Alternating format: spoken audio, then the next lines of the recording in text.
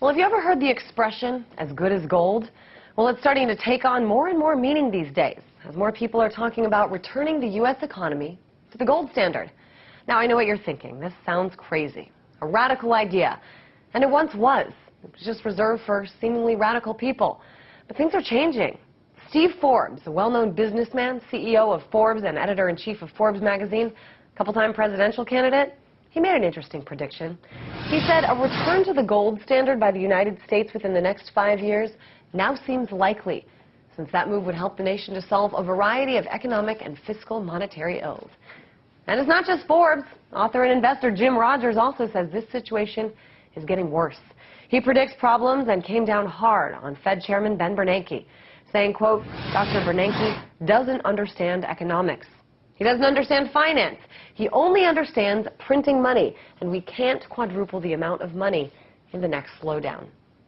Well, earlier I spoke to a man who has been talking about this for years, Gerald Celente, publisher of the Trends Journal and director of the Trends Research Institute.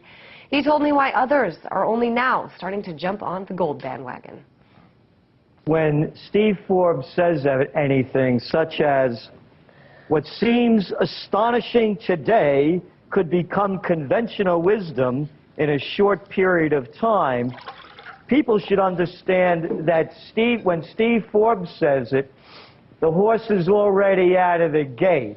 This is the same guy that said that oil prices wouldn't go above $40 a barrel as they were headed toward $100 a barrel. And I love Steve Forbes, by the way, no one would listen to him if Daddy didn't leave him his magazine and he was able to ride the crest on it. Steve Forbes is so late on this, and it amazes me that the prostitutes out there, when Forbes speaks, everyone listens. Now, if you think that I have a bone to pick with him, Christine, I do. And here's why. Certainly sounds like you do, Gerald. Forbes magazine. This is March 30th, 2009. Last September, Laura Martin, the headline, by the way, is called Doomsday Investing. Last September, Laura Martin got spooked. The Dow was spinning down, and her boss, Gerald Celente, who heads the Trends Research Institute, convinced her the stock market would soon be the least of her worries. Following the Celente storyline, Martin crashed out of her 401ks and shifted 60% of her assets into gold coins. I realized my money wasn't safe, says Martin, whose gold is now worth 20% more than she paid for it. Everyone thought I was overreacting. Here goes Forbes. All right, so the bottom line is... Let it be noted that we think she's overreacting.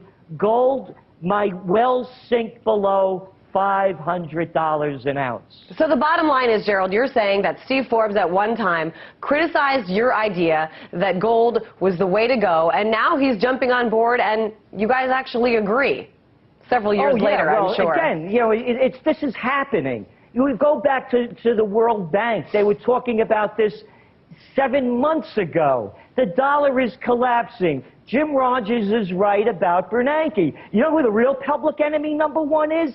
It's Osama bin Bernanke. This guy's devaluing the money in front of our eyes. Look at wholesale prices today. Look at producer prices yesterday. The retail sales went up. Why? Because energy and food prices are going up. The cheaper the dollar goes, the commodities go higher. The dollar isn't worth the digital paper it's not being printed on. Not to reiterate this too much, Gerald, but let's look around the world at what's going on. Interesting indicator, I think. This year, Mexico bought around 100 tons of gold. This is according to the Mexican Central Bank. You know, it looks like, to me at least, that the lost confidence in the U.S. dollar is everywhere, confirming another thing that your favorite guy, Steve Forbes, said, which is, you know, people know that something is wrong with the dollar. He said if the dollar was as good as gold, other countries would want to buy it. So here's a question for you, though. We switched to gold as the gold standard. Is everything then sunshine and daffodils for the U.S. economy? No, because the business of America is war, as opposed to the business of China is business. The United States is draining the treasury before our eyes. Look, since this Libyan war, what, $1 billion already spent? I just saw a report today, since the war on terror, the United States has dumped $2 trillion.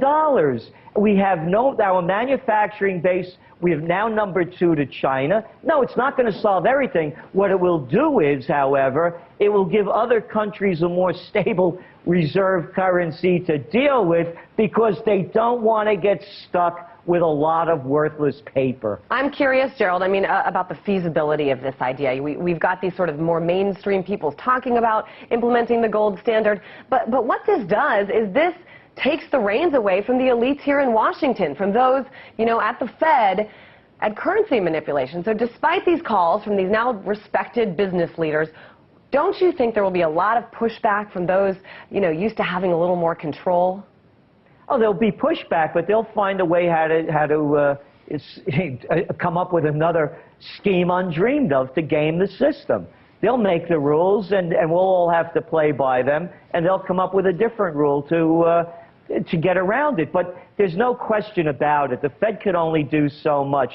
Their game is almost over, and we're seeing it with mainstream guys like Forbes waking up and finally saying something has to change. So, Gerald, you're saying the Fed's game is almost over. Are you saying that the Fed is going to collapse sometime soon? Oh, no, I'm saying what the Fed can't do anymore, they're running out of cards to play, Christina. They can't lower interest rates anymore. They're near zero.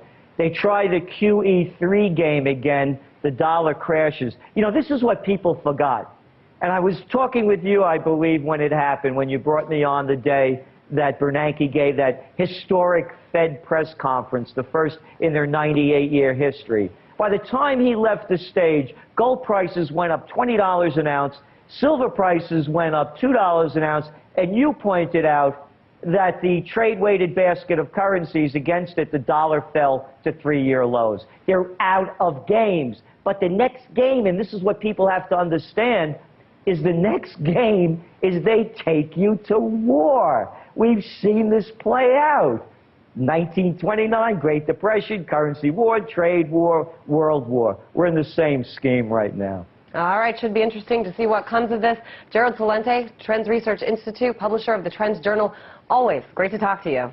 Hey, thank you.